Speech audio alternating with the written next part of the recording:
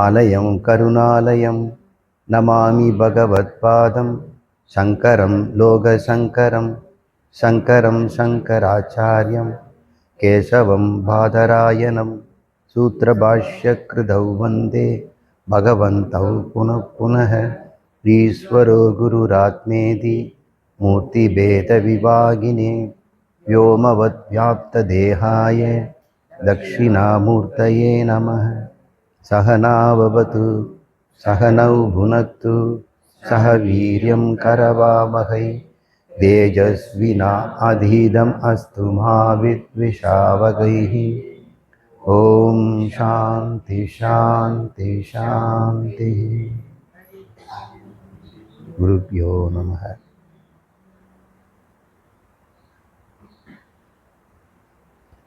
இதுவரைக்கும் பஞ்சதசியில் 28 ஸ்லோகங்களை பார்த்தோன்னு நினைக்கிறேன். இது விவேகத்தை பற்றி, தத்துவ விவேகம். தத்துவங்கள் எல்லாம் அவர் சொல்லிட்டு வர்றார். இந்த தத்துவங்கள்லாம் புரிஞ்சிட்டோம்னா இன்னும் மீதி இருக்கக்கூடிய வேதாந்தம் நமக்கு புரிஞ்சிடும். தத்துவம்னா ஒரு சமையல் அறையில் என்னென்னவோ சமையல் பண்ணி வெளியே கொண்டாந்து கொடுக்குறாங்க. ஒரு மல்டி குசினி ரெஸ்டாரண்ட், அங்கே போனோம்னா ஒரு 10-15 நாட்டு உணவு கேட்கலாம். அயர்லாந்துலேருந்து ஒன்று, நெதர்லாந்துலேருந்து ஒன்று, இட்டாலியன், அப்புறம் மெக்சிகோ காரசாரமாக இருக்கும், அப்புறம் சவுத் இண்டியன், இதுலேயே செட்டிநாடு, இப்படியெல்லாம் அத்தனையுமே ஒரு கிச்சனுக்குள்ளேருந்து வெளியே வருது. உள்ளே என்ன இருக்குதுன்னு பார்த்தோம்னா அதான் தத்துவங்கள். எல்லா காய்கறியும் ரெடியாக கட் பண்ணி வச்சுருப்பாங்க. அப்புறம் மாமிசங்களும் பால் சீஸு எல்லாமே ரெடியாக இருக்கும். அதனுடைய கலப்பு தான் இங்கே வெளியே வர உணவு. அப்போது தனித்தனியாக நம்ம உள்ளே பார்க்குறோம்ல, ஒவ்வொன்றுக்கும் ஒரு ஒரு குணாதிசயங்கள் இருக்குல்ல. சீஸ் அப்படின்னா அதுக்கு ஒரு குணாதிசயம் இருக்குது, பன்னீர் அப்படின்னா அதுக்கு ஒரு குணாதிசயம் இருக்குது. வாங்க சுரேஷ், அது தெரிஞ்சுக்கிட்டா தான் சமையல் பண்ண முடியும். அது பேர் தத்துவம். சமையல் ரூமில் இருக்கக்கூடிய பாட்டில் இருக்கிறதெல்லாம் தத்துவங்கள். தக்காளி ஒரு தத்துவம், வெங்காயம் ஒரு தத்துவம், பூண்டு ஒரு தத்துவம். அந்த தத்துவம் எப்படிப்பட்டது, தக்காளிக்கும் பூண்டுக்கும் என்ன கனெக்ஷன், இது எப்போ இதில் சேரும், இதெல்லாம் தெரிஞ்சுக்கணும்ல. அதை தான் முதல்ல நம்ம தத்துவ போதம், தத்துவத்தை பற்றி அறிவு. போதம்னா அறிவு. வேதாந்தத்தில் எத்தனை தத்துவம் இருக்குது? மாயா தத்துவம், ஈஸ்வர தத்துவம், ஜீவ தத்துவம். அந்த மாயா தத்துவத்துக்குள்ளேயும் சத்துவ ரஜஸ் தமசு, அதுக்குள்ளேயும் நிறைய உள்ள இருக்குது. ஞானேந்திரியம், கர்மேந்திரியம் அப்படின்னா இதெல்லாம் தத்துவத்தை பற்றி. அதை தான் நம்ம இன்னைக்கு தொடர்ந்து முதல்ல வித்யாரண்யர் இப்படி ஆரம்பிக்கிறார் பஞ்சதசியில்.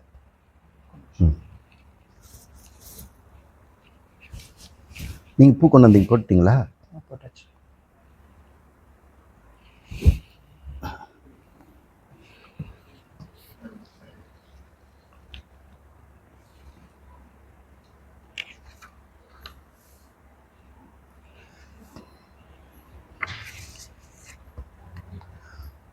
இருபத்தெட்டு பாடல் இது நம்ம பார்த்துருக்குறோம். இதில் என்னென்ன தத்துவத்தை சொன்னார், எப்படி பண்ணார் அப்படிங்கிறத சுருக்கமாக இப்போ பார்ப்போம். இப்போ சாப்டர் மாறுபோகுது.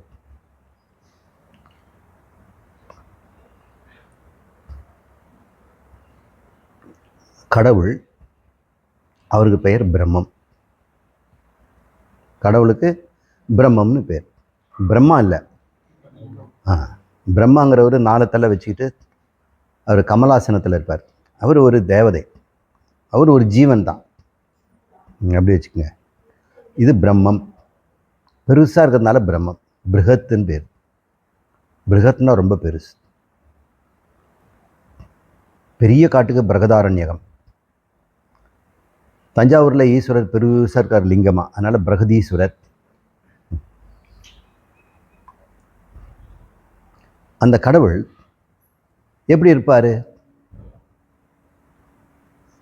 கடவுளுக்கு உருவம் இல்லை. ஆனால் எந்த உருவமும் எடுத்துக்குவார். தண்ணிக்கு உருவம் கிடையாது. ஆனால் எந்த பாத்திரத்தில் ஊற்றுறையும் அந்த பாத்திரத்துக்கு ஷேப்பை அது எடுத்துக்கும், அந்த வடிவத்தை எடுத்துக்கும். கூஜானா கூஜா வடிவம் எடுத்துக்கும், பானைனா பானை வடிவம் எடுத்துக்கும், டம்ளருக்கு டம்ளர் வடிவம் எடுத்துக்கும். அதனால் உருவமே இல்லாவிட்டால் கூட கடவுள் உருவத்தை எடுத்துக்குவார். அப்போ உருவம் எடுக்கணுன்னா அவர் என்ன வேணும்? டம்ளர் வேணும் இல்லை? டம்ளர் உருவம் வேணும்னா டம்ளர் வேணும், கூஜா உருவம் வேணும்னா கூஜா. இந்த கூஜா, டம்ளரு, பானை இப்படின்னு பல பாத்திரங்களை அதுக்குள்ளே போய் அவர் அந்த ஷேப் எடுத்துக்கிறார். இவங்களுக்கு பேர் உபாதின்னு பேர். இந்த பாத்திரங்களுக்கு பேர் உபாதிகள். ஒவ்வொரு உபாதிக்குள்ளேயும் அவர் போய் அந்த ஷேப் ஆகிடுவார். ஒரு நடிகன் வீட்டிலேருந்து வராரு, பாகவதர், தோல் வரைக்கும் தலைமுடி, அப்புறம் அங்கவஸ்திரம் போட்டுக்கிட்டு வெறும் மினிமம் ட்ரெஸ்ஸில் வரார், மேக்கப்லாம் எதுவும் இல்லை, குளிச்சுட்டு அப்படியே சுத்தமாக வராது. அவர் மேக்கப் ரூமில் ராஜபாட் அப்படின்னு ஒரு பீரோ இருக்குது. அது திறந்தோம்னா ராஜாவுடைய கிரீடம், அவருடைய கவசம், மாலைகள், குண்டலங்கள் இதெல்லாம் அங்கே இருக்குது. இன்னொன்று சன்னியாசி, அவரே அகஸ்தியராக நடிக்க போகிறார் அப்படின்னா அந்த பீரோ திறந்தால் அதுக்குள்ளே நிறைய இது மாதிரி காவி துணி, உதிராட்சம், அப்புறம் இங்கே கையில் வச்சுக்கூடிய ஒரு கட்டை, தாடி, இதெல்லாம் இருக்கும், விபூதி, இதெல்லாம் மேக்கப். சார் ஸ்ரீபாட் அப்படின்னு ஸ்ரீபாட்னா பெண் வேஷம். அதில் வந்து சேடி பெண்ணா அல்லது ராணியா, இது மாதிரி பாத்திரங்கள். இது பேர் பாத்திரம் தானே சொல்கிறோம், நாடக பாத்திரங்கள். அந்த பாத்திரத்துக்குள்ளே இவர் போயிடுவார். கடவுள் போனவுடனே அந்த பாத்திரமாக மாறிடுவார். வந்தது கடவுள். அகஸ்தியர் ரிஷி அப்படிங்கிற பீரோவை திறப்பார். வெளியே வந்து பார்த்தோம்னா உள்ளே போனவர் ஒருத்தர், வெளியே வர்றது வேறு மாதிரி இருக்கிறாரு. உள்ளே போனவருக்கு ஒரு குணமும் இல்லை, வெளியே வந்து பார்த்தா ரிஷி குணம் வருது. ஓம் தத் சத் அப்படின்னு வர்றார். அப்புறம் கொஞ்ச நேரத்துக்கு உள்ளே போகிறார், போயிட்டு ராஜாவை வர்றார்.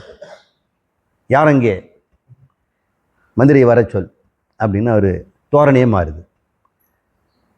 இப்படி கடவுள் பல பாத்திரங்களாக மாறுறார். அந்த பாத்திரங்களுக்கு பேர் உபாதின்னு பேர். இந்த நாடக நடிகன் தனியாக வீட்டிலேருந்து வந்தார். அந்த மேக்கப் ரூம், அது பேர் க்ரீன் ரூம்னு பேர், ஒப்பனை அறை. அந்த அறைக்குள்ளே போய் அவனுக்கு வேண்டிய பீரோவை திறந்து அதில் மாறிக்கிட்டு வரான். அதனால் அவன் மாறிட போகிறானா? அந்த பாத்திரத்துக்குள்ளே இருக்கிற வரைக்கும் தான். இது பேர் பிரம்மம். எந்த வேஷத்தை எடுத்துக்குதோ அது பேர் இறைவன் பேர்.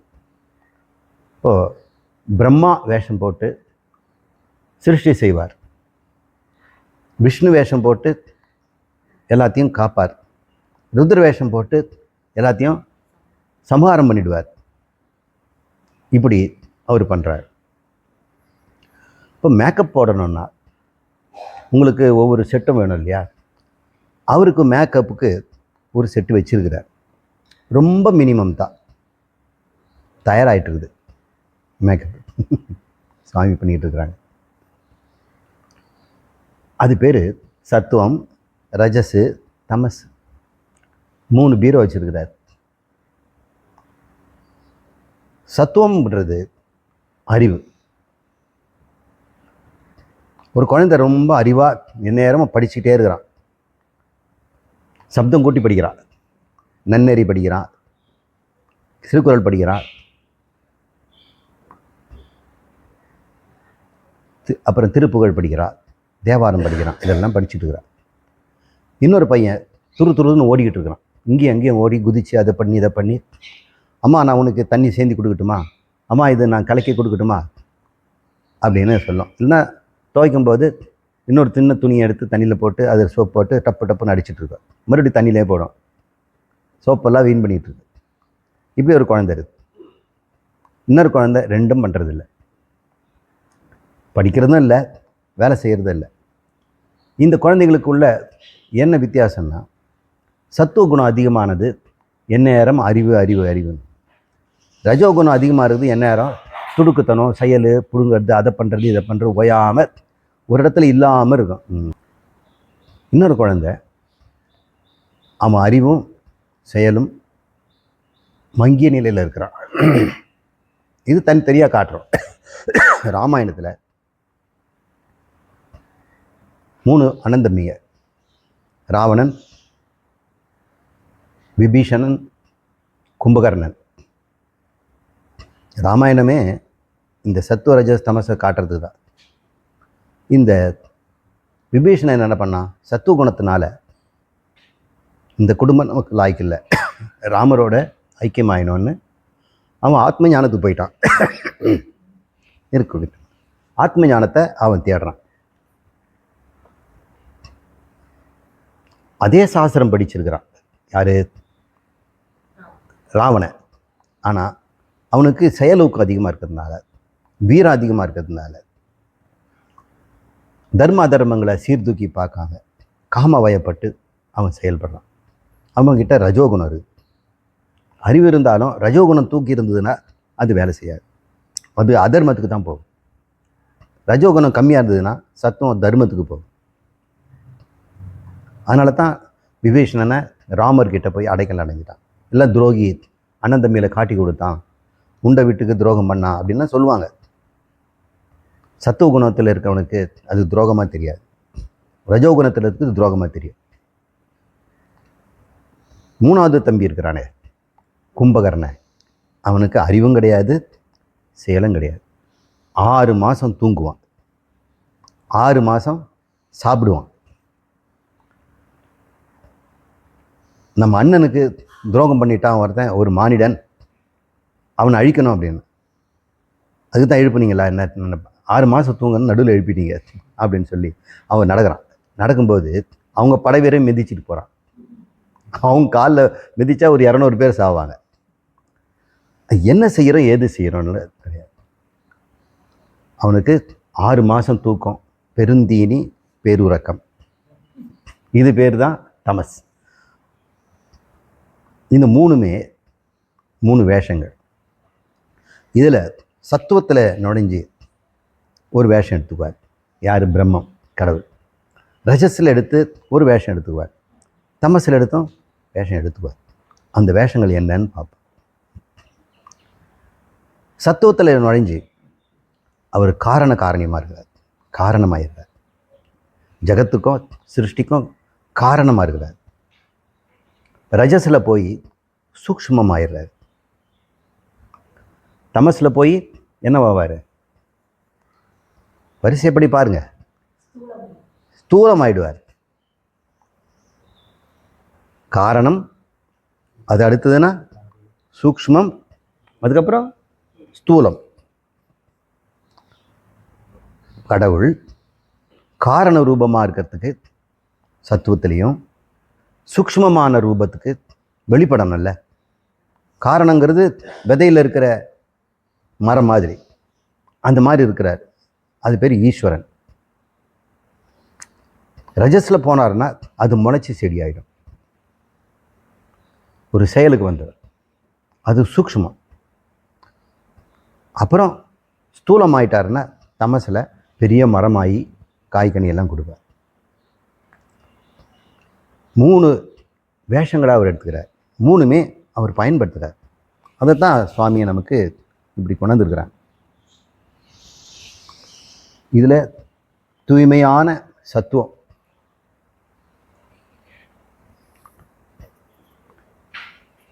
இது அவர் பிரம்மம் அப்படியே குடிச்சிடுறார். இது ஒரு பாத்திரம் இல்லையா, நிர்குணமான பிரம்மம். இது எடுத்த உடனே சத்துவகுணம் ஆயிடுறார். அந்த சத்துவகுணமானவன என்னாச்சு? சத்துவத்துக்கு என்ன சொன்னேன்? 3 பசங்களில் அறிவு ரூபமாக இருந்தா. ரஜஸுக்கு என்ன சொன்னேன்? செயல் ரூபமாக இருக்கும். தமஸ்க்கு என்ன சொன்ன? 2 இல்லாத 1. அப்போ சத்துவத்தை வந்து விபூதின்னு வச்சுக்கிட்டோம்னா, ரஜஸை வந்து குங்குமம்னு வச்சுக்கிட்டோம்னா, தமசை மக்கு சாம்பிராணின்னு வச்சுக்கணும். அது போட்டால் புகை நிரம்பி கண்ணு தெரியாது. அந்த மாதிரி மக்கு சாம்பிராணி 3 குணம் அவர்கிட்ட இது. இப்போ அவர் மட்டும் இந்த சத்துவத்தை எடுத்து குடிச்சு சத்துவசீலராய் இப்போ என்ன பண்ணுறாரு, அறிவுமயமாயிட்டார். முதல்ல அறிவாக மட்டும் இருந்தார், இப்போ என்ன ஆனார், அறிவுமயமாயிட்டார். அறிவுமயம்னா என்ன அர்த்தம்? எந்த அறிவு? டாக்டர்கிட்ட என்ன அறிவு இருக்கும்? மருந்து பற்றி, அனாட்டமி பற்றி, உடம்பு பற்றி, சீக்கை பற்றி, கிருமிகளை பற்றி, நிவாரணம் பற்றி, இதெல்லாம். அப்புறம் மருந்து எப்படி கொடுக்கறது, அது இன்ஜெக்ஷனா, ட்ரிப்ஸ்லையா, மாத்திரையிலையா, தைலமா, ஃபியூமிகேஷனா, இதெல்லாமே அவருக்கு தெரியும்.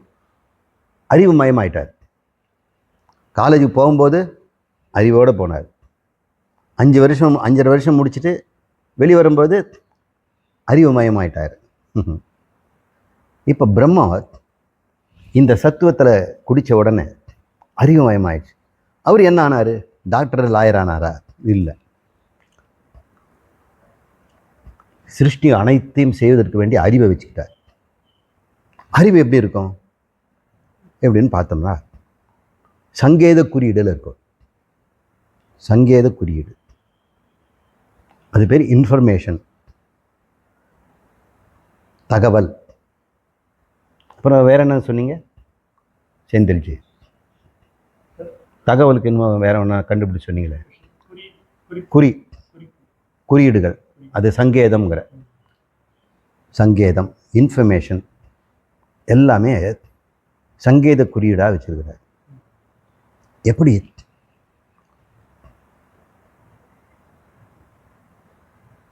தவளை அந்த முட்டை இருக்குல்ல, தண்ணியில் போட்டிருக்கும், ஜவ்வரிசி மாதிரி இருக்கும். அதுக்குள்ளே தவளையினுடைய கரு இருக்கும். சில சமயம் நாங்கள் பாக்டீரியா, ஈஸ்ட்டு, இது மாதிரியான நான் ஒரு காலத்தில் லேபரேட்டரியில் சயின்டிஸ்டாக இருந்த காலத்தில் அந்த செல்லுக்குள்ளே இருந்து தகவல் எடுத்துருவோம். அது பேர் டிஎன்ஏன்னு பேர். தவளையினுடைய டிஎன்ஏ ஃபுல்லாக எடுத்துட்டோம்னா தவளை இருக்கும். டிஎன்ஏனுடைய அந்த தவளையினுடைய ஒட்டுமொத்த தகவலும் அதில் இருக்கும். தவளையிலேயே எத்தனையோ விதம் இருக்குது. ஃப்ராகு, டோடுன்னு 2 இருக்குது பெரியசா. உலர்ந்த இடத்துல எப்போ இருக்கிறது டோடு, தண்ணியிலே இருந்ததுன்னா அது ஃப்ராகு. இன்னும் நிறைய இப்போ புது புதுசாக கண்டுபிடிக்கிறாங்க. நான் எடுத்தது ஒரு பச்சை தவளை. அதில் அந்த குறியீடு இதில் இருக்குது. உங்களுக்கு அதை காமிச்சோன்னா உங்களுக்கு ஏதாவது தெரியுமா? அதை பார்த்தா டெஸ்ட் டியூப்பில் எங்களுக்கு டிரான்ஸ்பரண்ட்டாக இருக்கும். சில சமயம் நாங்கள் கண்ணாடி ராடை உள்ளே போட்டு குச்சியை அப்படியே திருகி அப்படியே தூக்கும், பார்த்தா சளி மாதிரி வரும். இதுதான் ஃப்ராகு. மனிதனுடைய ஜீனோமும் அப்படி தான் எடுப்போம். மனிதனுடைய செல்லு இளநீர்லேருந்து எடுப்போம், பூசணிக்காயிலேருந்து எடுப்போம், கேரட்லேருந்து எடுப்போம். எதுலேருந்து வேணால் அதனுடைய தகவல் எடுக்கலாம். அந்த தகவல் எல்லாம் பார்த்தா டிஎன்ஏவாக தான் இருக்குது. ஒரு வித்தியாசமும் தெரியாது. டிஎன்ஏ எடுக்கிறதுக்கு ஒரு ப்ரொசீஜர். ஃபீனால், ஆல்கஹால், ஃபீனாலை போட்டு குலுக்கணுன்னே அது செல்லெல்லாம் உடஞ்சி டிஎன்ஏ பிரிஞ்சிடும். ஆல்கஹாலை போட்டு ஷேக் பண்ண உடனே அது கரையாத ஒரு பொருளாக ஆல்கஹாலை மிதக்கும். அப்புறம் குச்சியில் போட்டு அப்படியே திரும்பி எடுத்துருவோம். இது ஒரு ஸ்மால் ட்ரிக்கு. ஸ்கூல்லலாம் சொல்லி தருவாங்க. இந்த டிஎன்ஏவை மீனுடைய டிஎன்ஏ, தவளையினுடைய டிஎன்ஏ, தென்னை மரத்து டிஎன்ஏ, மனிதனுடைய டிஎன்ஏ, இதெல்லாம் எடுத்து பார்த்தோம்னா ஒரு வித்தியாசமும் தெரியாது. எல்லாம் ஒரே மாதிரி. ஆனால் அது உள்ள தகவல் மறைஞ்சிரு. அந்த டிஎன்ஏல என்ன பண்ணுறோம்?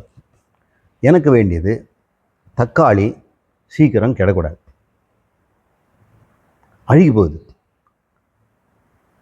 நானும் விளைச்சி அதை கொண்டு போய் மார்க்கெட்டில் போட்டு அது சந்தையிலேருந்து போய் ரீட்டைலுக்கு போய் ரீட்டைலேருந்து வீட்டுக்கு போய் வீட்டில் இருக்கவங்க அம்மா ஒரு வாரம் வச்சுருக்கணும். அப்போ எனக்கு 15 நாள் 20 நாள் ஷெல்ஃப் லைஃப் இருக்கணும், வைப்பு திறன். ஆனால் பழைய தக்காளியில், நாட்டு தக்காளியில் 2 நாள் 3 நாளில் அது கொலன்னு ஆகிடும். இப்போ என்ன இந்த இந்த தக்காளியே அப்படி வந்து 20 நாள் இருக்குது கெட்டியா ஆப்பிள் தக்காளி அப்படின்னா அது ஒரு ஜீன் இருக்கு, அது மீன்லேருந்து எடுத்து போட்டிருக்கும். மீனில் பெக்டினேஸ் அது ஒரு ஒரு என்சைம் இருக்குது. அந்த பெக்டினேஸை வந்து இனிபிட் பண்ணுறது. அந்த என்சைமை பெக்டின் சிந்தடேஸ்னு வச்சுங்களேன். அந்த என்சைமை அந்த ஜீனு மட்டும் எடுத்துக்கிறோம், மீன் முழுக்க எடுக்கிறதில்ல. இந்த மீனுடைய டிஎன்ஏல மீன் பற்றி எல்லாம் எழுதியிருக்குது. அதில் ஒரு பக்கம் மட்டும் திருடி கொண்டு வந்து தக்காளிக்குள்ளே சொல்லிக்கிட்டேன். டிஎன்ஏல செய்யணும், தக்காளியில் சொல்லக்கூடாது. தக்காளி டிஎன்ஏல போட்டு அதை வேண்டிய இடத்துல வச்சுட்டோம். அப்புறம் அந்த டிஎன்ஏ என்ன பண்ணுவோம், தக்காளியாக ஆக்கணும். அந்த டெக்னிக்கெல்லாம் வேண்டாம். ஆன பிறகு பார்த்தா இந்த தக்காளி 20 நாள் வரைக்கும் ஏன்னா கெடு போகிறதுக்கு பெக்டினேஸ் தான் காரணம். பெக்டின்ங்கிற ஒரு பொருள் தான் அதை வந்து கெட்டியாக வச்சிருக்கு. அதை கரைச்சிட்டோம்னா கொலன்னு போயிடும். புரிஞ்சுக்கிட்டீங்களா? இதுதான் தகவல். டிஎன்ஏங்கிற ஒரு பொருளில் அந்தந்த உயிரினுடைய தகவல் இருக்கு. இந்த பிரபஞ்சத்தில் எத்தனை பேர் இருக்கிறாங்க? 74 லட்சம் யோனிகள் இருக்கு அப்படின்னு சாஸ்திரம் சொன்னது. ஆனால் சயின்ஸில் அதுக்கு மேலே போயிட்டு மில்லியன் கணக்கில் இருக்கு. பாக்டீரியாலே 1 மில்லியன் இருக்கும் போது சொல்ல முடியல. அத்தனை பேரும் இப்போ காரண ரூபமாக இருப்பாங்க, டிஎன்ஏவாக இருப்பாங்க. எல்லாரும் இப்போ டிஎன்ஏல இருக்கு. சரிங்க, இங்கே ஒருத்தர் இருக்கிறாரு. இன்னொரு பொம்மை கொடுங்களேன். இருக்கு இனி இருக்காரு அவங்களுக்கு.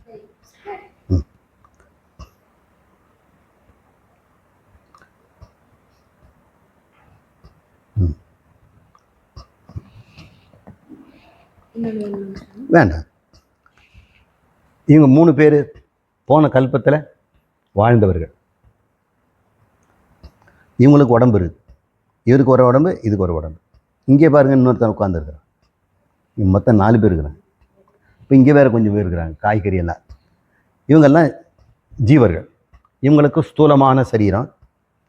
இவங்களுக்கு என்ன வித்தியாசம்? மனசில் வித்தியாசம். இவங்க மனசு வேறு, இவங்க மனசு வேறு, இவங்க மனசு வேறு. அப்போ மனசு வந்து சூக்ஷ்மமான சரீரம். இவங்கெல்லாம் இப்போ லயமாயிட்டாங்க. இந்த கல்பத்தில் நான் சொல்கிறேன், நான் தான் கடவுள். 3 பேருக்கும் முக்தி கிடையாது. கொஞ்சம் ரெஸ்ட்டு, எனக்கு ரெஸ்ட்டு. உங்களுக்கு கர்ம பலனை கொடுத்து ஓய்ஞ்சிட்டேன் அப்படின்னு. நான் என்ன பண்ண போகிறேன்? இந்த ஸ்தூலத்தை கரைச்சிடுவேன், சூக்ஷ்மத்தை காரணமாக்கிடுவேன். அந்த காரணம் தான் டிஎன்ஏ. இப்போ இவங்க டிஎன்ஏ எங்கிட்ட இருக்குது. இந்த டிஎன்ஏ சும்மா பேச்சுக்கு டிஎன்ஏங்கிற அந்த டிஎன்ஏ தான் காரண சரீரம். அதில் என்ன இருக்குது? டிஎன்ஏல இந்த பொண்ணோட அத்தனை ஹிஸ்ட்ரியும் இருக்கும். இந்த பிறவியில் பொண்ணு, அதுக்கு முன்னாடி என்னென்னவோ அத்தனை ஹிஸ்ட்ரியும் அதில் இருக்கும். ஆனால் நம்ம டிஎன்ஏல, நம்ம சயின்ஸில் இந்த உடம்புது மட்டும்தான் இருக்கும், மனசுதெல்லாம் இருக்குமாண்ணே? உடம்பை பற்றி தான் நம்ம இருக்குமே தவிர மனசெல்லாம் டிஎன்ஏல இருக்காது. மனசையும் தகவல் ரூபமாக்கி மனசு தகவலை சூக்ஷ்மமாக திரட்டி வச்சிருப்பார்ல. இப்போ நான் என்ன பண்ண போகிறேன்? இவங்களை அடுத்து சிருஷ்டி பண்ணணும். இவங்களை நான் எரிச்சிட்டேன், சம்ஹாரம் பண்ணிட்டேன். ஸ்தூலமும் போயிடுச்சு, சூக்ஷ்மமும் போயிடுச்சு. காரணம் மட்டும் இருக்கு. காரணம் என்னவா இருக்கும் சொல்லுங்கள்? இந்த காரணம் இவ இப்படி இருக்கிறதுக்கு காரணம் அந்த காரண சரீரம். இது இப்படி இருக்கிறதுக்கு காரணம் அதனுடைய காரண சரீரம். இது எப்படி இருக்கிறதுக்கு காரணம் இதனுடைய காரண சரீரம். இப்படி 3 எத்தனை ஜீவன் இருக்கிறாங்களோ அத்தனை காரண சரீரம் இருக்கும். காரண சரீரங்கன்னா என்னம்மா? அது ஒரு உடம்புன்னு பேர் வச்சிருக்காரு. ஏன்னா உடம்புக்கெல்லாம் அது காரணமாக இருந்தால் அது ஒரு உடம்பாக தான் இருக்கும். உடம்புன்னு என்ன? ஒரு வடிவம் உடையது. அது பிரித்து வைக்கலாம், இந்த உடம்பு வேறு, இந்த உடம்பு வேறு. அந்த உடம்புங்கிற பேர் ஆகாரம். உடம்பு என்ன? ஒரு கொள்கலன் அப்படின்னாரு. இப்போ எத்தனை ஜீவர்கள் இருந்தாங்களோ அத்தனை பேரும் தகவல் ரூபமாக சமிக்ஞா ரூபமாக, குறியீடு ரூபமாக, செமியாட்டிக்கலி டெக்னிக்கலாக பேசணுன்னா அவங்கள ஸ்டோர் பண்ணி வச்சுக்குவார். அந்த ஸ்டோர் பண்ணி வச்சிருக்கிறது பேர் தான் சத்துவம். இதில் என்ன இருக்குது? ஒட்டுமொத்த பிரபஞ்சமும் ஸ்தூல சூக்ஷ்ம காரணம். ஸ்தூலம் மறைஞ்சி சூக்ஷ்மத்தில் அடங்கி சூக்ஷ்மம் காரணத்தில் தகவல் ரூபமாக இருக்குது. அடுத்து நான் பிரபஞ்சத்தை சிருஷ்டி பண்ணுறதுக்கு வேண்டிய அனைத்து தகவலும் இதில் இருக்குதா இல்லையா? இதில் எல்லா மனிதர்களும் இருக்கிறாங்க, எல்லா மிருகங்களும், எல்லா தாவரங்களும், அவங்களுடைய குணாதிசயங்களும் பாப புண்ணியங்களும் ஆசைகளும் இருக்கிறது. அவங்களுக்கு என்னென்ன உடம்பு வேணும், என்ன கருவி வேணும், இதெல்லாம் என்கிட்ட இதில் தகவல் ரூபமாக இருக்குது. ஒரு ஜீவனுக்கு என்னென்ன வேணும் உயிர் வாழறதுக்குன்னா தனு கரண புவன போகம் அப்படின்னு பேர். தனுன்னா ஒரு ஜீவன் வலிச்சுக்குன்னா ஒரு உடம்பு வேணும். ஆண் உடம்போ பெண் உடம்போ மர உடம்போ செடி உடம்போ. அதுக்கு கரணமும் வேணும். இப்போ மரமாக இருந்ததுன்னா என்ன கரணம்? அது கை கால் கிடையாது, கண்ணு மூக்கு கிடையாது. அதுக்கேற்ற கரணத்தை நான் கொடுக்கணும். நண்டா அவனுக்கு வந்து உடம்பு கொடுத்துட்டேன். அப்போ தனு வந்து நண்டு. அப்போ கரணம் என்ன? கண்ணு கொடுக்கணும், அதுவும் குச்சியமாக இருக்கணும் கண், இப்படியெல்லாம் திரும்பி திரும்பி எதிர்பார்க்கணும். கால் கையெல்லாம் கொடுக்கணும். அதுவும் சைடில் ஓடும், நேராக வராது நண்டு. இப்படியெல்லாம் நான் தான் கடவுள். நீங்கள் கூட சொல்லலாம், நான் ஒருவேளை படைச்சதுனால இப்படி சொல்கிறேனோ. படைப்பதினால் என் பேர் இறைவன் கண்ணதாசன் சொல்கிறான். அது வேறு. நான் கடவுள்ன்றது உண்மைன்னா நான் எப்படி படைச்சேன்னு எனக்கு தெரிஞ்சிருக்கும். இப்படி தான் படைச்சிருக்கேன், இப்படி தான் அவரும் படைச்சார். ஒரு நாள் சண்டைக்கு வரட்டும், நான் இப்படி படைக்கலன்னு வரமாட்டார். இருக்கிறது ஒரு கடவுள் தான். தெளிவு வந்து தனு கொடுத்தாச்சு, கரணம் கொடுத்தாச்சு. மனிதனை அவன் உடம்பு கொடுத்துட்டு அதுவும் கரணம். இந்த கரணம்னா என்ன? ஞானேந்திரியம், கர்மேந்திரியம், அந்த கரணம் மனம், இதெல்லாம் அவர் கொடுக்கணும். புவனம், இப்போ நண்டு உடம்பு கொடுத்தாச்சு. புவனம் என்ன? கடல் வேணும் இல்லை? கடலில் இருந்து நடுக்கடலையே போட முடியும், கரையோரத்தில் இருக்கணும். அதுவும் பாறைகள் இருக்கணும். அதுங்க குட்டி போட்டு முட்டை போடணும்னா பவழப்பாறைகள் வேணும். அதையும் நான் படைக்கணும் இல்லை? அப்போ புவனத்தையும் படைக்கணும். புறாவை படைச்சிட்டேன்னா மரங்களை படைக்கணும், அதுக்கு தீனியை படைக்கணும், காற்று படைக்கணும், பறக்கிறதுக்கு. பெரிய வேலை தான். ஒரு வேலையும் இல்லை, எல்லாம் இதில் ரெடியாக இருக்குது. இன்ஃபர்மேஷன் இருக்குது. நான் என்ன பண்ண போகிறேன்? இதுவாக மாறிட்டேன். நான் குடித்து அதுவாக மாறிட்டேன். நான் இப்போ சத்துவ சுத்தியில் சத்துவமயமாக ஞானமயமாக இருக்கிறதுனால என் பேர் என்ன? சர்வஜன். என் கிட்ட யார் இருக்கிறாங்க? இப்போ நான் இப்போ அனந்த கோடி ஜீவர்களாக இருக்கிறேன். காரணத்தில் அத்தனையும் பிரிவில்லாமல் இருக்கிறதுனால என் பேர் அவ்யக்தம். அத்தனையும் நான் படைக்க போகிறதுனால என் பேர் இறைவன். காரண சரீரத்தில் இருக்கிறதுனால ஈஸ்வரன். அதனால் அவனுக்கு பேர் அந்தர்யாமி. இதெல்லாம் இப்போ நான் என்ன பண்ண போகிறேன்? எல்லாரையும் பிரிக்க போகிறேன். யாரெல்லாம் இங்கே டிஎன்ஏ ரூபத்தில் இருக்கிறாங்களோ இந்த பயல்களெல்லாம் பிரிக்க போகிறேன். இதுக்கு என்ன பண்ண போகிறது தெரியுங்களா? ரஜஸ் அப்படின்னு ஒரு பானம், ரஜஸ் பானம். வாங்க கண்ணன், நமஸ்காரம் பண்ணுங்க. அவர் ஒரு செல்லம். இது எடுத்து குடித்த உடனே என்னாச்சு? இது உற்சாக பானம். இது வரைக்கும் அறிவை தான் உட்காந்துட்டு முன்னு படிச்சுட்டு இருந்தேன். இதை சாப்பிட்ட உடனே நான் தூளாக பிரிகிறேன். எப்படி பிரிகிறேன்? இவங்களெல்லாம் பிரிஞ்சிட்டேன். இன்னும் உடம்பு இல்லை, தனித்தனியாக ஜீவர்களாக நான் இப்பொழுது போயிட்டேன். அதனால் ரஜஸை குடித்த உடனே நான் ஜீவன் ஆயிடுறேன். சத்துவத்தை சாப்பிட்ட உடனே ஈஸ்வரன் ஆனேன்.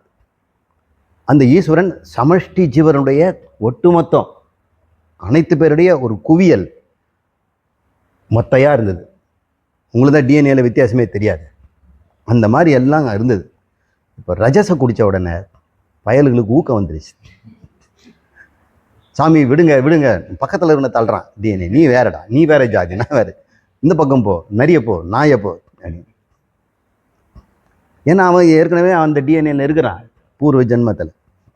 இப்போ அவன் கேட்குறான். ரஜஸ் வந்த உடனே அவங்க எல்லாம், ஏய் மகாதேவா, எங்களுக்கு சரீரம் கொடுங்க, உலகத்தை கொடுங்க, தனுவை கொடுங்க, கரணத்தை கொடுங்க, புவனத்தை கொடுங்க, நாங்கள் சாப்பிட்ற வேண்டிய போகத்தை கொடுங்க அப்படின்னு அவங்க கேட்குறாங்க. பொறு பொறு பொறு அப்படின்னு. அடுத்து என்ன சாப்பிடுவேன் நான்? தமஸ் சாப்பிடுவேன். தமஸ். இதை சாப்பிட்ட உடனே இப்போ நம்ம சிவப்பு சாப்பிட்டோம் பார்த்தீங்களா, இந்த வெள்ளை சாப்பிட்டுட்டு கூட சாப்பிட்டேன். அப்போ நீங்கள் பெயிண்டிங் வரீங்க ரோஸ் கலர் ஆகிடும். இங்கே நான் அப்படி இல்லை. நான் ஜீவர்களாக சூக்ஷ்மமாக இருக்கிறதுனால என் பேர் ஹிரண்ய கர்ப்பன், சூத்ராத்மான்னு பேர். யாருக்கு? எனக்கு. நான் சத்துவத்தில் இருந்தனே, மகேஸ்வரனாக இருந்தனே. அப்போ உள்ள ஜீவர்களெல்லாம் காரணமாக இருந்தாங்களா, அவங்களுக்கு என்ன பேருன்னு கேட்கணும்ல. அவங்களுக்கு பேர் பிராக்ஞன்னு பேர். இப்போ எல்லாம் கனெக்ட் ஆகும். இப்போ ரஜஸ் சாப்பிட்ட உடனே எல்லாம் தூள் தூளாக பிரிஞ்சுட்டாங்க. ஆனால் நான் கெட்டு போயிட்டேனா? இன்னும் எல்லாருக்கிட்டையும் காரணமாக இருக்கிறேன். அந்த காரணத்தை குடித்த பிரம்மமாகவும் இருக்கிறேன். உங்ககிட்டெல்லாம் பிரம்மம் காரணமாகவும் சூக்ஷ்மாகவும் ஸ்தூலமாகவும் இருந்துகிட்டு இருக்கு. அவர் உபாதி தான் குடிச்சிட்டு இருக்கிறார். 3 உபாதி குடித்தார். சத்துவ உபாதி, ரஜஸ் உபாதி, தமஸ் உபாதி.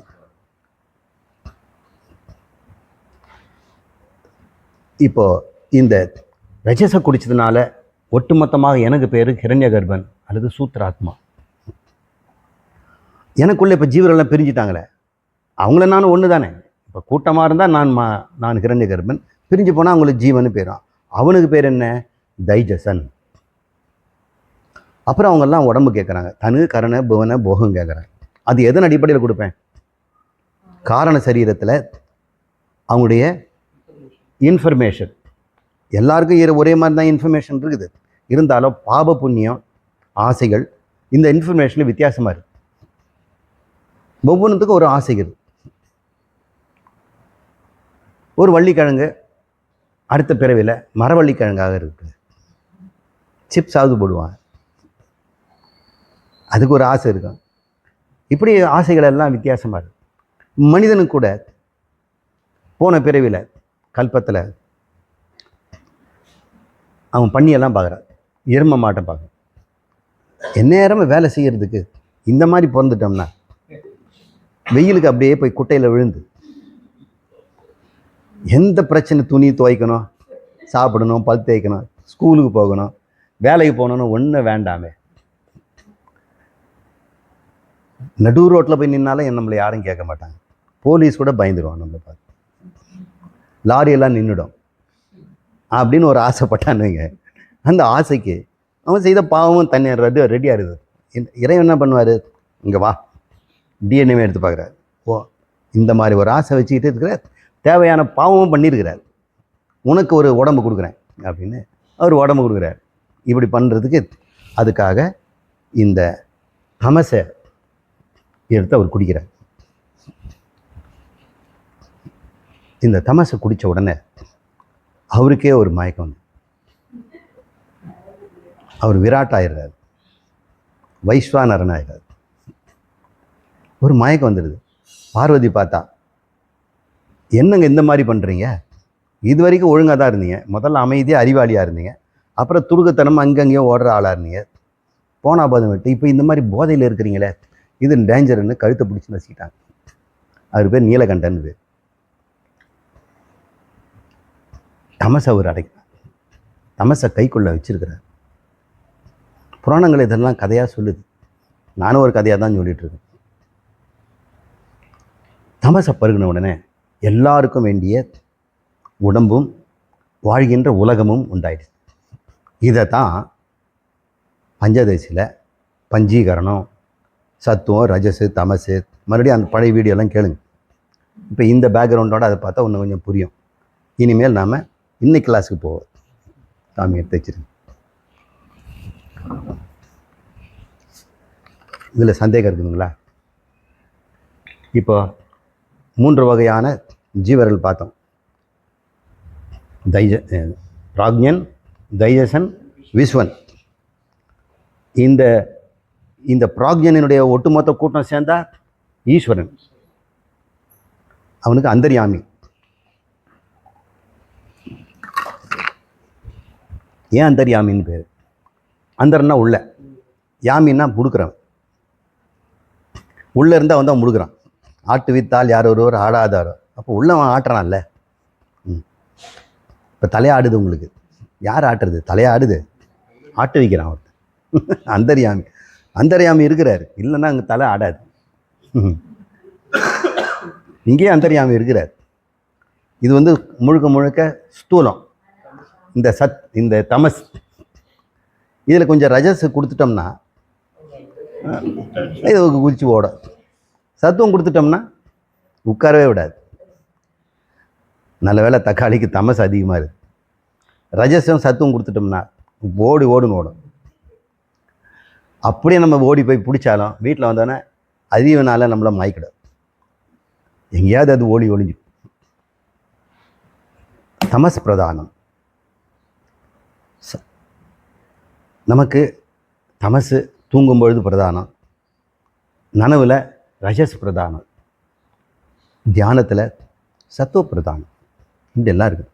இப்போ இந்த குணங்களை இப்போ நம்ம நல்லா புரிஞ்சுக்கிட்டோம் இல்லையா? இனிமேல் நம்ம போகலாம். இதுக்கப்புறம் மறுபடியும் இந்த தத்துவ விசாரத்தில் உள்ள அதிகம் போகக்கூடாது. இதுக்கு மேலே சொல்கிறதுக்கு ஒன்றும் இல்லை.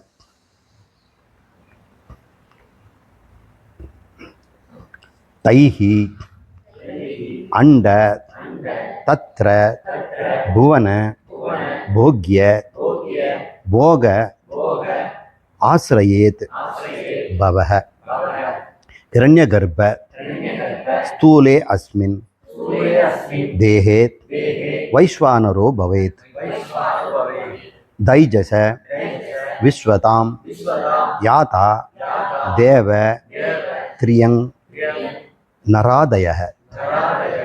இப்போ நான் சொன்னது அத்தனையும் இந்த ஒரு ஸ்லோகத்தில் இருக்கு.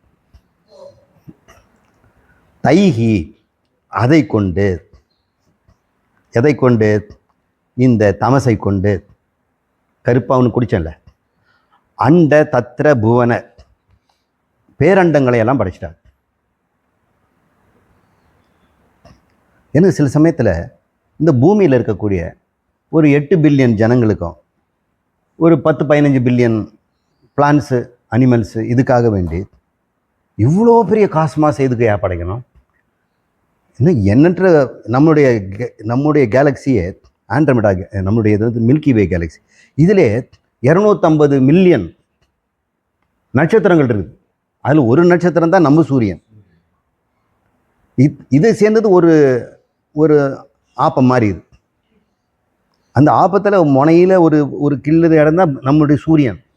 நம்ம சூரியன் கதியை பாருங்க. ஆமாம், இது மாதிரி எண்ணற்ற ஆப்பங்கள் இருக்குது இந்த ஆகாயம் முழுக்க. நீங்கள் புள்ளி புள்ளியாக பார்க்குறதுல எண்ணற்ற ஆப்பங்கள். அந்த ஆப்பங்க சுழல்னு சொல்லுது. அதுக்குள்ளே சூரியன் சுழலுது, அதை சுற்றி பூமி சுழலுது. அந்த பூமி தனக்கு தானே சுற்றிது. இங்கே எதுவுமே சும்மா இல்லை, ஆள்லாம் ஆடிக்கிட்டு ஓடிக்கிட்டு தான் இருக்குது. சில பேர் கேட்குறாங்க, தியாலஜிஸ்ட்டுங்கிட்ட கேட்குறாங்க, சின்ன குழந்தை கேட்குது, பூமியில் இருக்கக்கூடிய கொஞ்சம் பேருக்கு கொஞ்சம் வானம், ஒரு சூரியன், இது படைச்சா போதும் இல்லை, எதுக்கு இப்படி லேவிஷாக அனாவசியமாக இவ்வளோ பெரிய பிரபஞ்சத்தை, இவ்வளோ கேலக்ஸி, பிளாக் ஹோலுங்கிறாங்க, இன்னும் நிறைய கண்டுபிடிக்கணும்னு வேறு சொல்கிறாங்க. இதெல்லாம் நமக்கு வாழ்க்கைக்கு ஒன்றும் சம்பந்தமே இல்லையே. 9 கிரகம் நீங்கள் சொல்கிறீங்க, புளூட்டோ, நெப்டியூன், யுரேனஸ் எல்லாம், அதில் நம்முடைய கிரகத்துக்கே வரலையே. எங்கள் ஜோசியத்தில் 7 இவங்க போதுமே, சூரியன் சந்திரன் சேர்த்துக்கிட்டாக்கிறோம். நம்மளை லைஃப் போல் அது சம்மந்தப்படலை. அதனால் நெப்டியூன்லாம் நம்மளுடைய ஹோரோஸ்கோப்பில் இல்லை.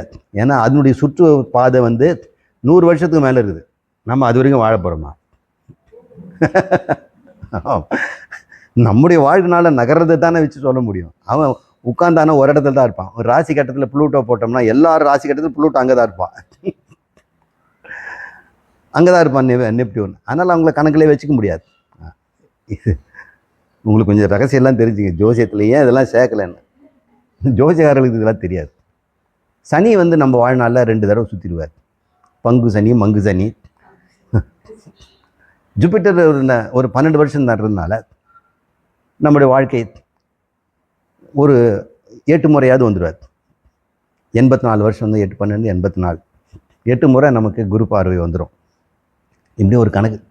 சரிங்க, நான் கேள்வின்னா இந்த பிரபஞ்சத்தையே இவ்வளோ ஒரு தனக்கு படைக்க முடியாங்கிறதுனால இஷ்டத்துக்கு விளாவரியாக இப்படி படைச்சி வச்சுக்கிறார். எதுக்கு தண்டம்? தைஹி அண்டஸ் தத்திர புவனக. இந்த அண்டத்தில் பல புவனங்களை படைச்சிருக்கிறார்.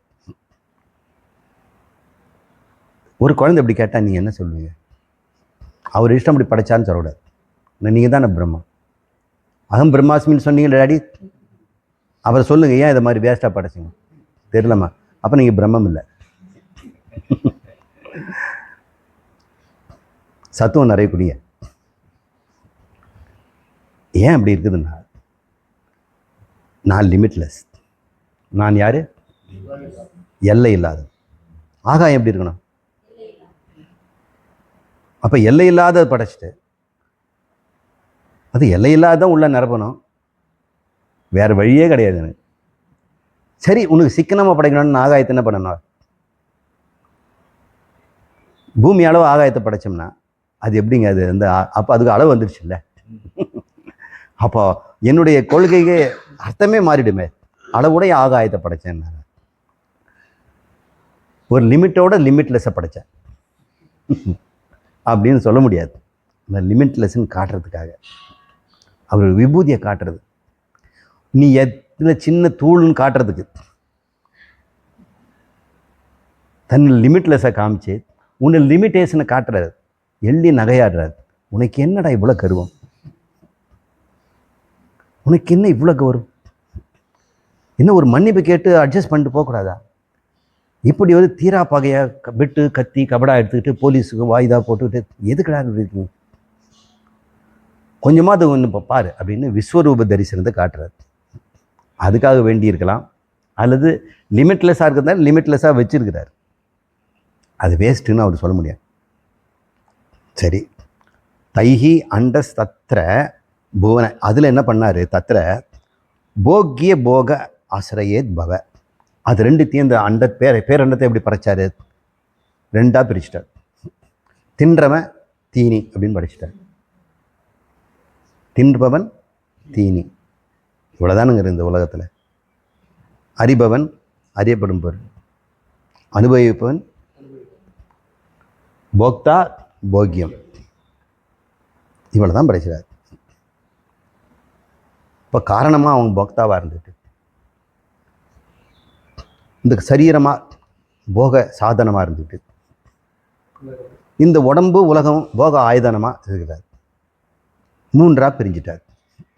3ஆக பிரியறதுக்கு என்ன காரணம்? அதான் வெள்ளை கலரு, சிவப்பு கலரு, கருப்பு கலர் எல்லாமே கச்சிதமாக ஜிக்ஸா பசில் ஃபிட் ஆகணும். அப்போ தான் நம்ம மனசு அமைதியாக தூங்கும். தெளிவாக புரிஞ்சுக்கிட்டோம். இனிமேல் மறுபடியும் குருக்கிட்டே இந்த சந்தேகம் கேட்கக்கூடாது. அவ்வளோதான். அப்புறம் இது முடிஞ்சு போச்சுன்னா, ஆஃப்டர் ஆல் பிரம்மா 3 சாயத்தை தான் குடிச்சுது, 3 வேஷம் போட்டது. அதனால் அவர் கெட்டு போயிட்டாரா?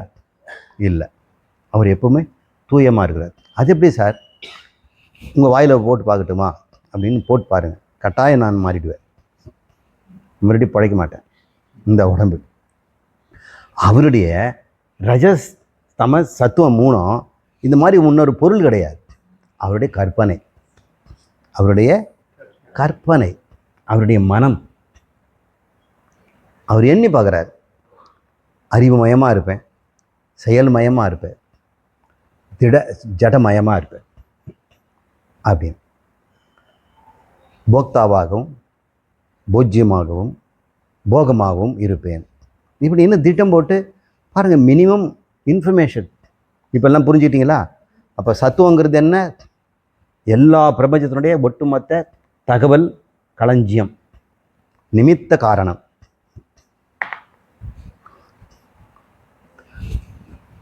ரஜஸ் எடுத்த உடனே செயல் காரணம், இது போட்ட உடனே உபாதான காரணம். ஞாதா, கர்த்தா, போக்தா. ஈஸ்வரன், இரண்யகர்பன், விராட். இதில் யாரெல்லாம் இருக்கிறாங்க? ஜீவர்கள் எடுத்தா அநேக தைஜசன், அநேக தைஜஸ், அநேக அநேக பிராக்ஞனிவன்.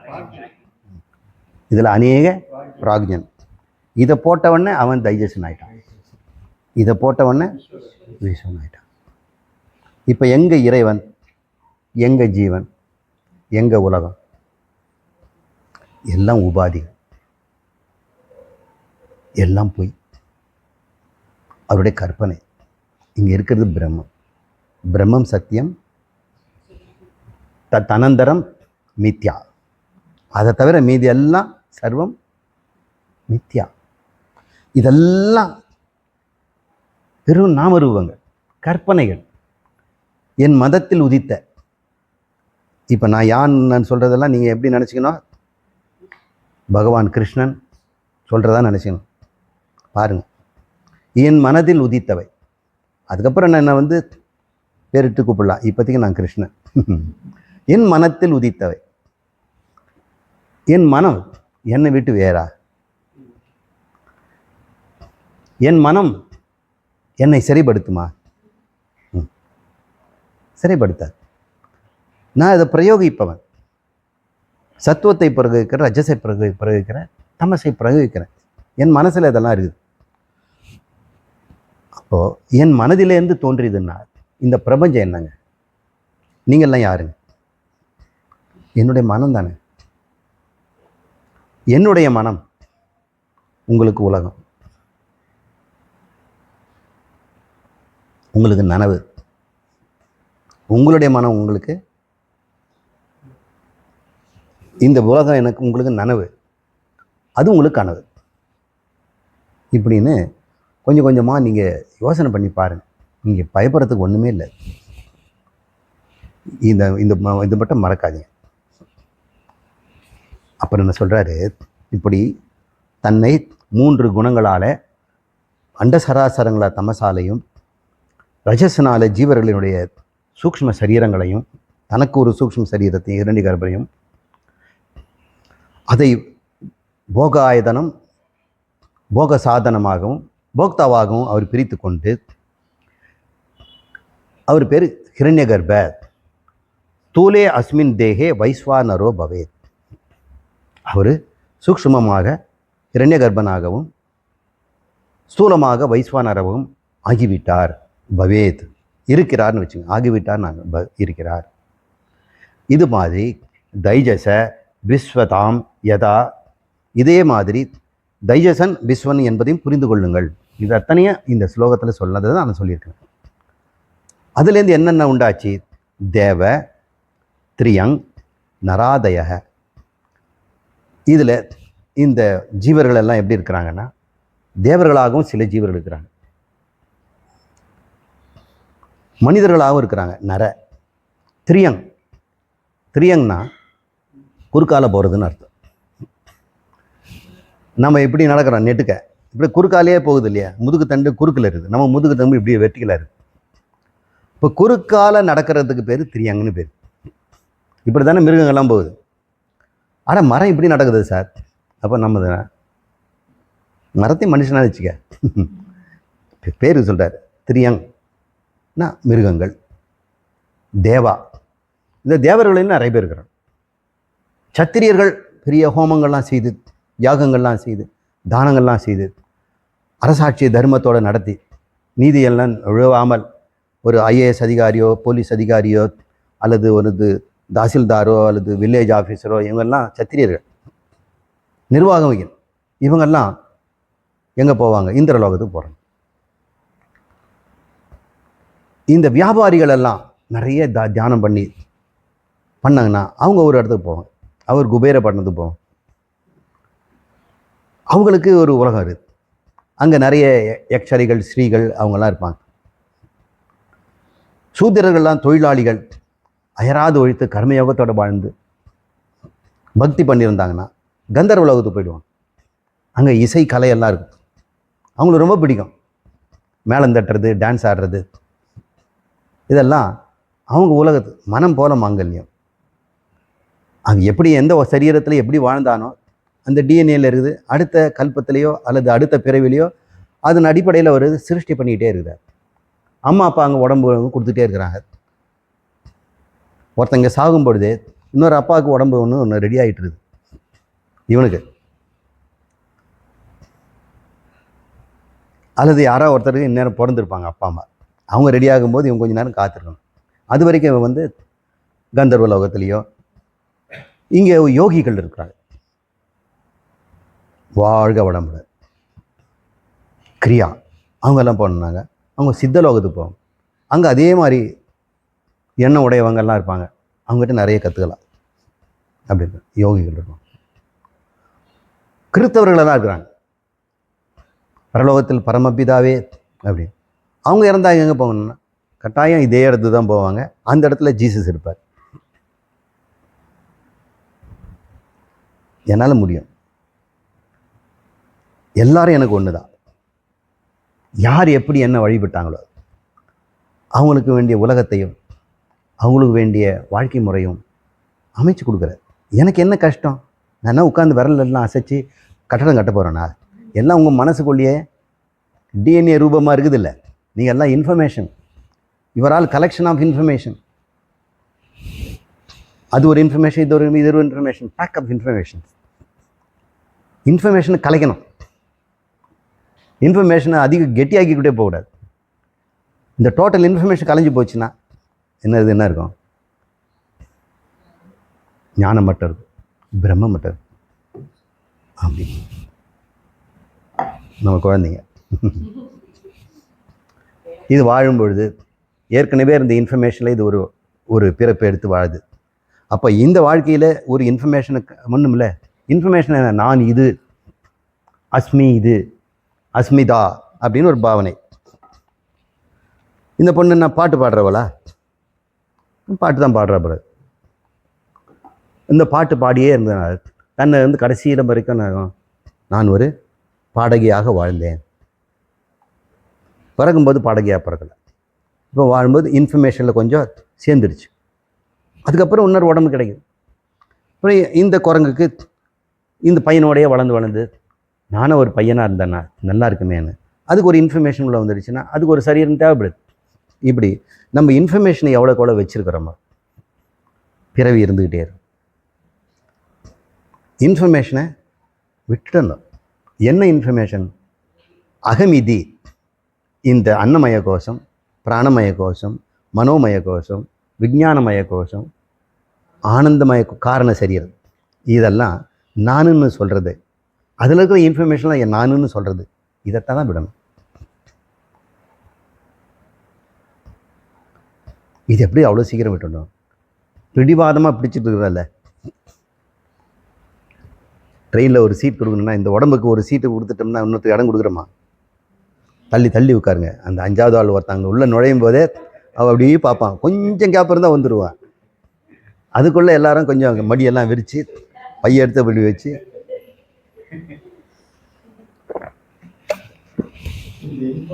இப்படி இருக்குது தேகாபிமானம். தேகாபிமானம்ங்கிறது என்ன? ஐ ஆம் திஸ், அஸ்மி இது, அஸ்மிதா. சொல்லுங்க சுவாமி.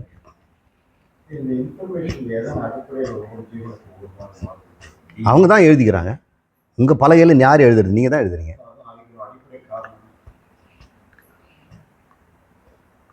இந்த பொண்ணு இப்போ தன்னை பாடகின்னு எழுதுனது அது அடிப்படை காரணம் என்னங்க? இல்லை, இவளுக்கு ஆசை பாடகி ஆசை. உங்களுக்கு ஆசை பாடகி ஆசை இருந்ததுன்னா நீங்கள் பாருங்க. ஆசைன்னு ஒன்று இருக்குது. இல்லை, ஆசை எப்படி உண்டாகுது? ஆசை யாரும் உண்டாக்க முடியாது, தானாக தோன்றும்.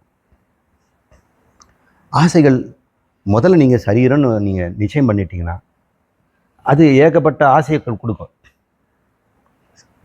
மனம்னு உங்களை நிச்சயம் பண்ணிட்டீங்கன்னா மனம் ஏகப்பட்ட ஆசையை கொடுக்கும். நம்ம எதை நம்ம நினைக்கிறோமோ அதுக்கேற்ற ஆசைகள் உண்டாகலாமா இருக்கா? அப்போ நீங்கள் வந்து ஒரு பெரிய சூப்பர் ஸ்டாராக ஆகிட்டீங்கன்னு வைங்க சினிமாவில்.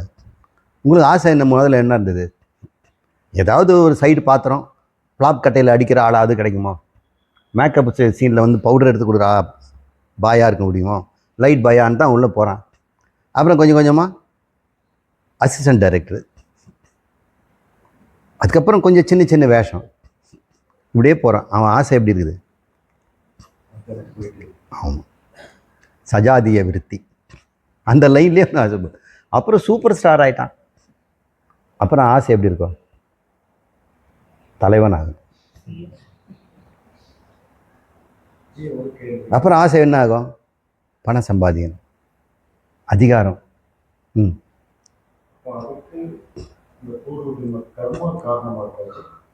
அந்த கர்மா யார் செய்தது?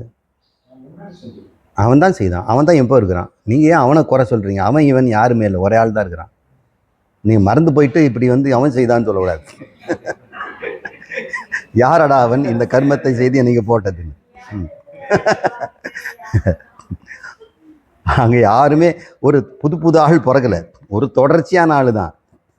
உங்களை மறதியை நாம் என்னென்னு செய்யறது? ஒருத்தர் பிகாம் படிச்சுட்டு பேங்க்கில் வேலை செய்யடான்னா அதை விட்டுட்டு குவாரியை வாங்கி வச்சுட்டு சிமெண்ட்லாம் பண்ணிக்கிட்டு இருக்கிறார். அது எப்படி திடீர்னு ஆசை வந்தது? ஏன்னா அவர்கிட்ட ஒரு க்ரியேட்டிவிட்டி இருந்தது. இங்கே என்ன சும்மா கணக்கு போட்டு எழுதிட்டு கூட்டிகிட்டு இப்போ போயிட்டு 9 to 10 9 to 10 என்கிட்ட இருக்க அறிவுக்கு இதெல்லாம் வந்து பத்தலையே. அப்போ உள்ளுக்குள்ளேருந்து ஒரு தூண்டல் இருக்குது இல்லை, ஒரு ஆஷா இருக்குது இல்லை, க்ரியேட்டிவிட்டி உள்ளே இருக்குது இல்லை. அப்புறம் சேவை செய்யணும், மற்றவங்களுக்கு பயன்படணும், ஏதாவது ஒன்று இருக்குது. எல்லாமே நம்முடைய வாசனைகள் ரூபமாக தான் வந்துட்டு. அந்த வாசனைகள் தான் டிஎன்ஏங்கிறோம். இல்லை டிஎன்ஏங்கிற சொல்லிட்டு இருக்கிறீங்க. உங்களுக்கெல்லாம் முதல் தடவை கேட்குறீங்களா அந்த வார்த்தை? படிச்சிருக்கீங்கல்ல. ஒருத்தவங்க கொலையாளியான்னு கண்டுபிடிக்கிறதுக்கு என்ன பண்ணுறாங்க?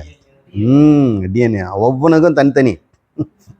அப்பனுக்கும் பையனுக்கு கூட வித்தியாசம் இருக்குது. ஆனால் அப்பனுக்கும் பையனுக்கும் ஒத்து போகும், கண்டுபிடிச்சிடலாம்.